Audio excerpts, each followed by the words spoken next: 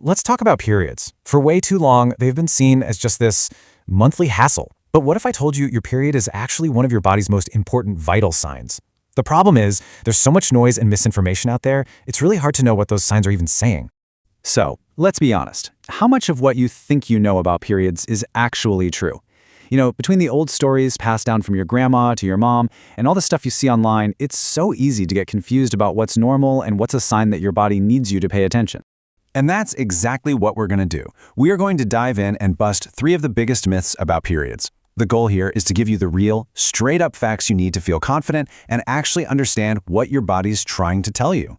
Okay, first up, the big one. The myth of the blood flood. This is probably the most common way we misread our bodies, this idea that we're losing an absolutely huge amount of blood every single month. I mean, who hasn't felt like this, right? Some days it can definitely feel like a never-ending flow. And it's so easy to think, wow, I must be losing a ton of blood. But is that what's really happening? Prepare to be shocked. The average amount of blood loss during your entire period is just 4 to 5 tablespoons. That's it. It's such a tiny fraction of what it feels like. Kind of blows your mind, doesn't it? And hey, if you're curious about your own flow and you really want to get a handle on this health metric, a menstrual cup is an amazing tool. It actually lets you measure the amount, so you can get a super clear picture of what's normal for your body. All right, let's move on to myth number 2. This one is all about timing. It's this idea that there's one single correct schedule that every menstrual cycle is supposed to follow, like clockwork.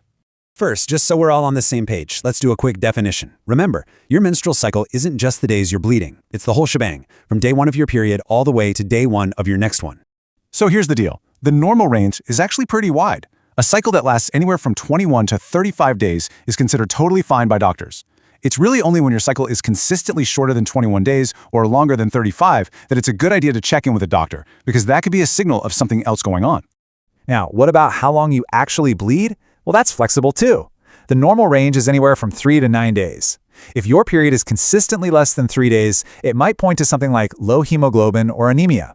But if it's lasting longer than 9 days, that could be a warning sign for things like PCOS or cysts. And that brings us to our third, and maybe the most dangerous myth of all.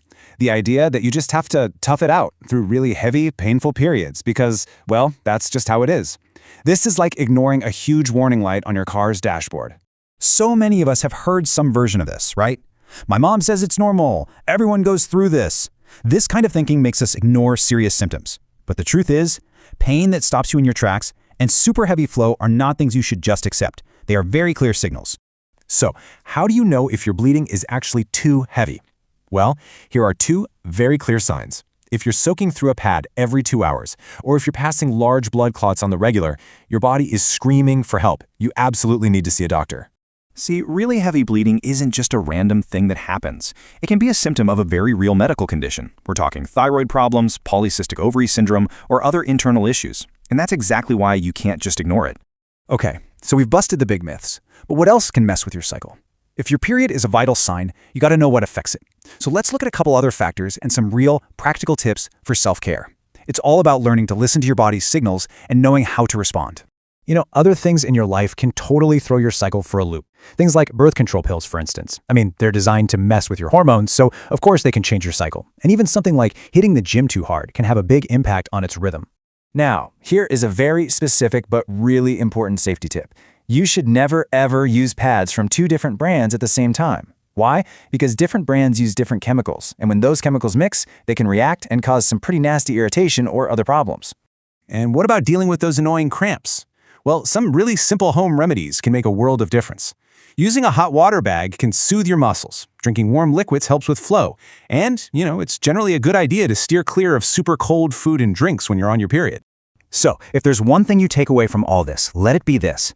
Your period is not an inconvenience. It is a vital sign of your overall health. It's just as important as your heart rate or your blood pressure. Learning to read it correctly is one of the most powerful things you can do for yourself. Paying attention to it, the timing, the flow, the symptoms, it's one of the best ways to stay connected to your own well-being. So the real question is, now that you have this knowledge, how are you going to start listening to what your body is trying to tell you?